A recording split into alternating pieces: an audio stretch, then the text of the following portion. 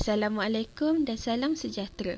Hari ini kami akan membentangkan analisis keutuhan wacana, sumber rujukan dan kejelasan dalam artikel jurnal Akses Terbuka sebagai Medium Pemartabatan Bahasa Melayu, karya Muhammad Zakwan Muhammad Fadzil.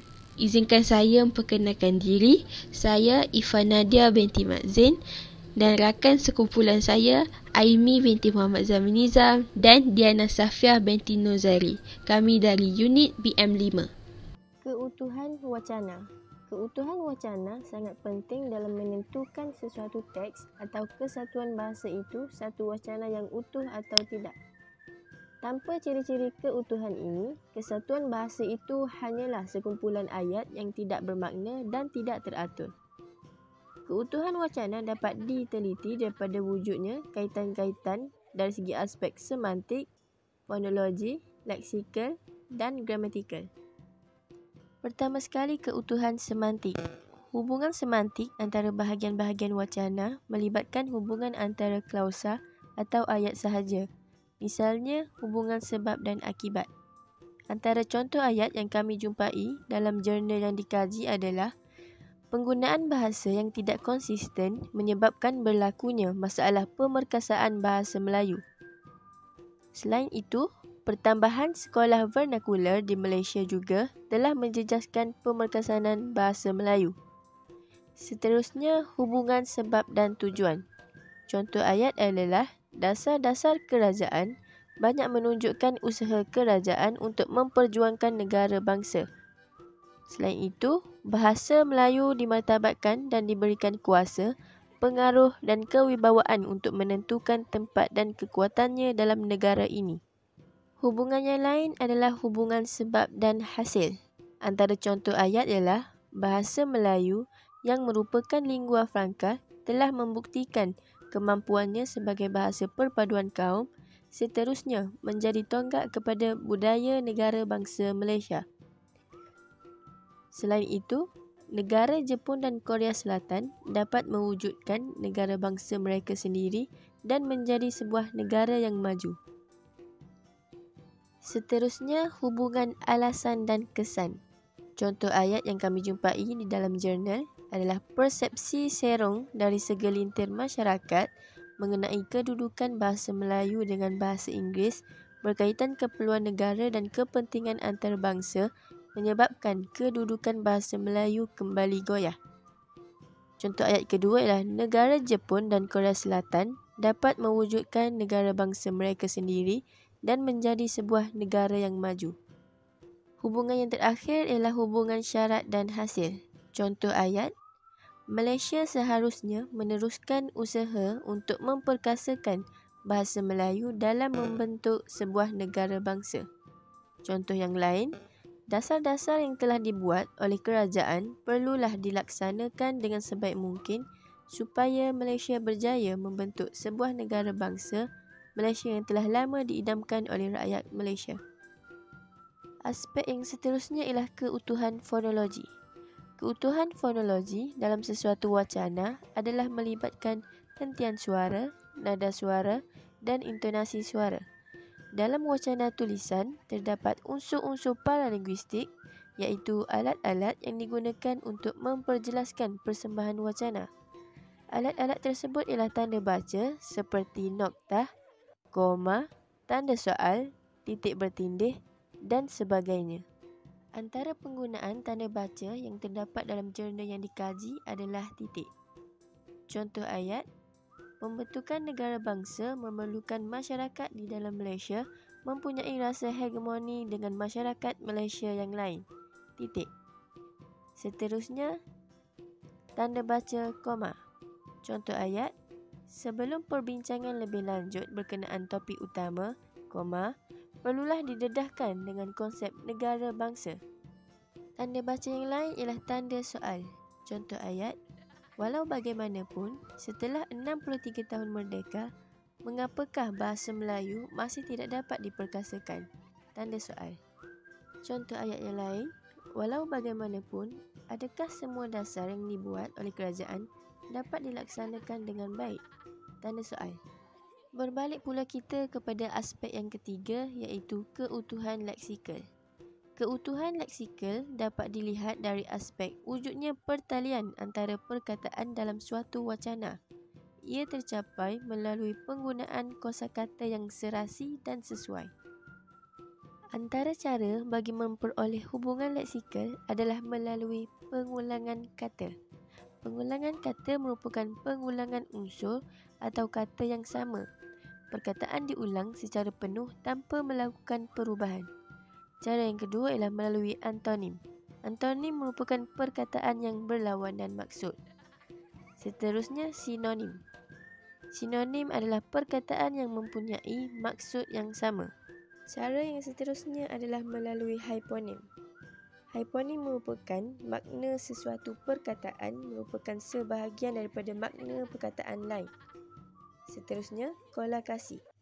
Kolakasi pula ialah dua perkataan atau lebih yang merupakan perkataan tersendiri tetapi dikaitkan antara satu sama lain. Selanjutnya, memanfaatkan unsur bersambut.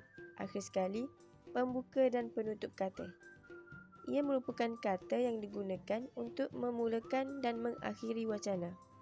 Antara contoh ayat pengulangan kata yang terdapat dalam jurnal yang dikaji adalah Malaysia juga menghadapi masalah untuk membentuk negara bangsa kerana faktor politik. Politik amat memainkan peranan dalam pembentukan negara bangsa.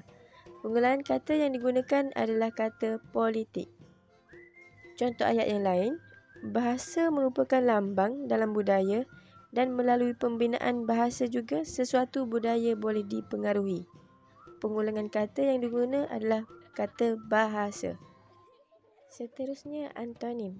Contoh ayat yang terdapat adalah perkara ini tidak dapat dibuat secara serta-merta, tetapi secara beransur-ansur. Perkataan yang membawa maksud antonim adalah serta-merta dan beransur-ansur. Seterusnya, hyponim. Contoh ayat, Dewan Bahasa dan Pustaka juga telah diperuntukkan dalam Akta 213. Akta Dewan Bahasa dan Pustaka bersama beberapa akta lain bagi mengukuhkan agensi ini sebagai sebuah badan yang dapat mengukuhkan bahasa Melayu. Selanjutnya, kolakasi. Contoh ayat yang terdapat, wawasan ini berpegang kepada konsep belajar di bawah satu bumbung yang sama. Hal ini bermakna pelajar-pelajar daripada kaum Melayu, India dan Cina belajar bersama-sama tanpa mengambil kira perbezaan kaum. Kolakasi yang terdapat adalah bawah satu bumbung yang sama dan belajar bersama-sama.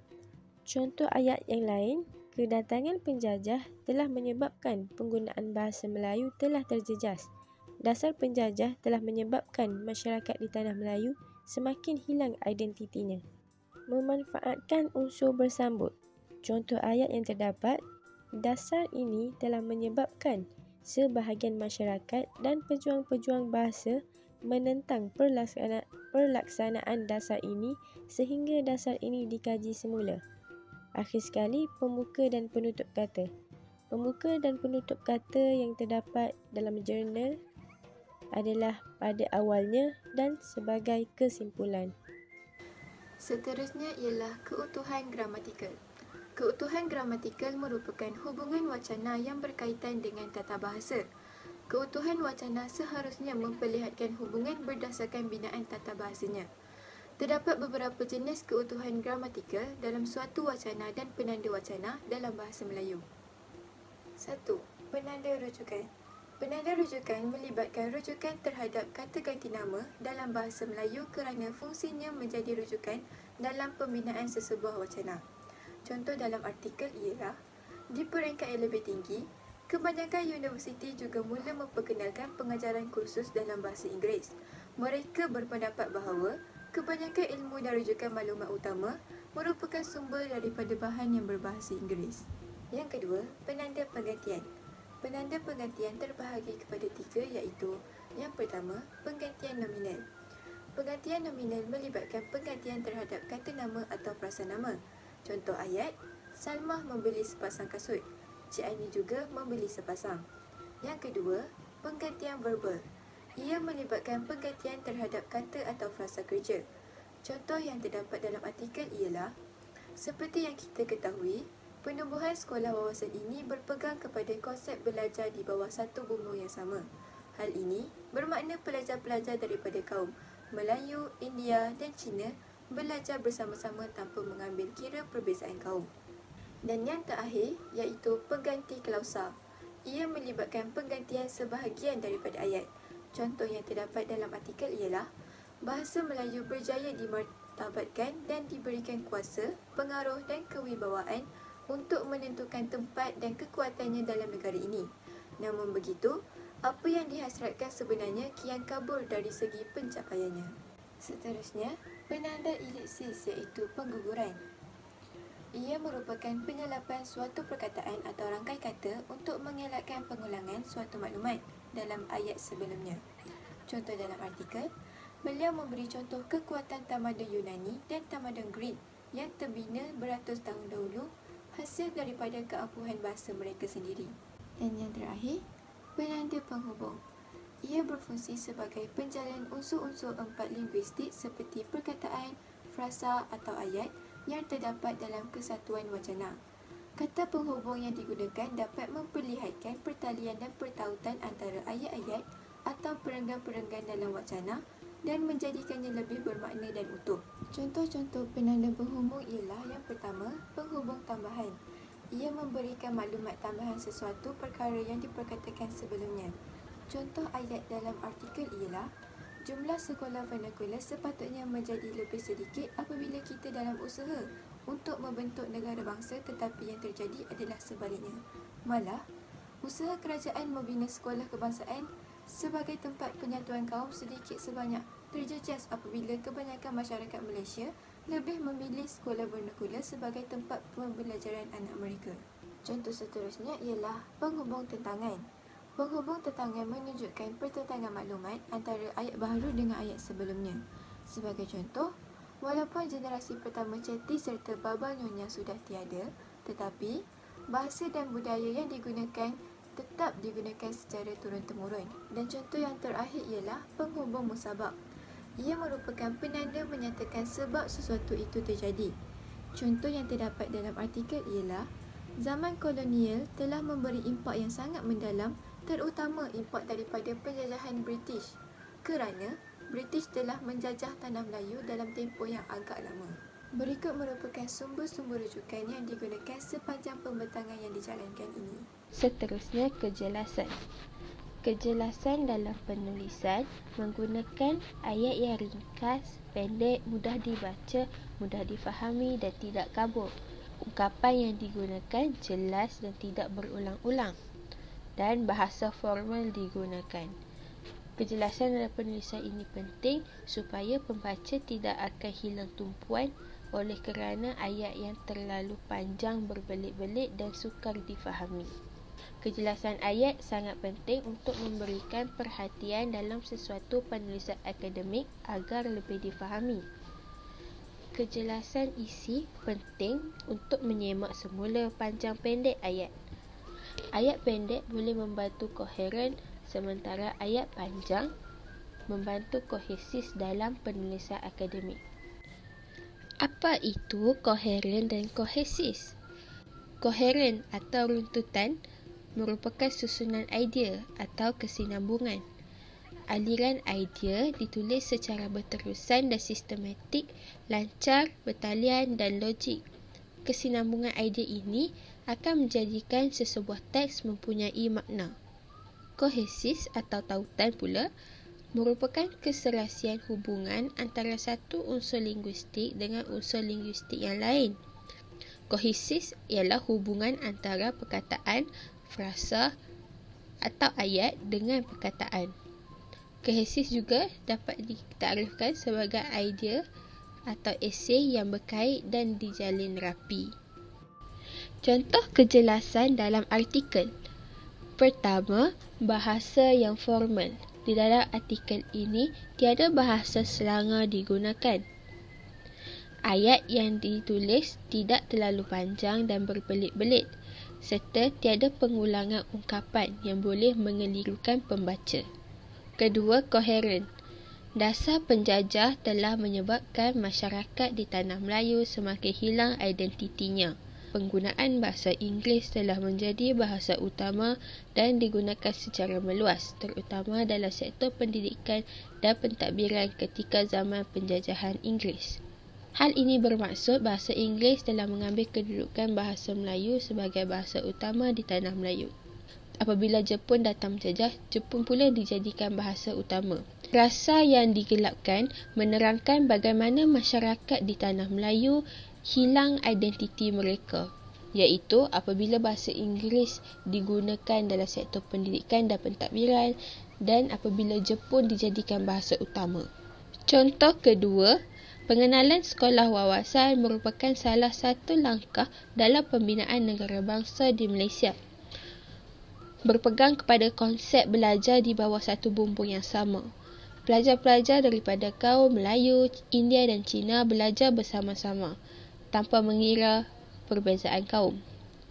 Berkongsi kemudahan yang sama seperti kantin, guru, padang, pusat sumber dan sebagainya.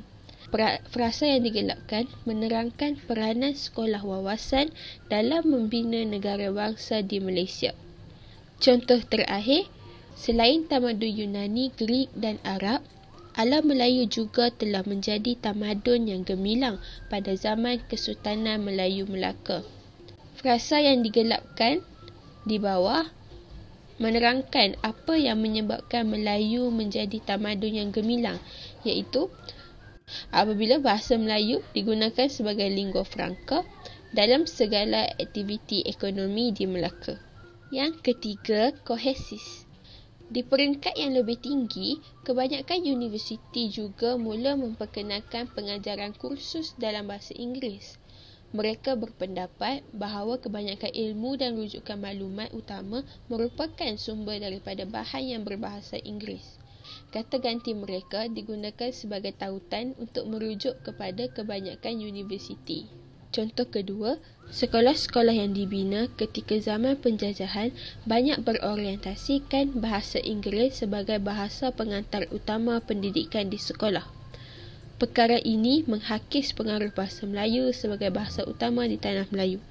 Perkara ini merujuk kepada situasi di mana bahasa Inggeris dijadikan sebagai bahasa pengantar utama pendidikan. Sekian sahaja daripada kumpulan kami. Terima kasih.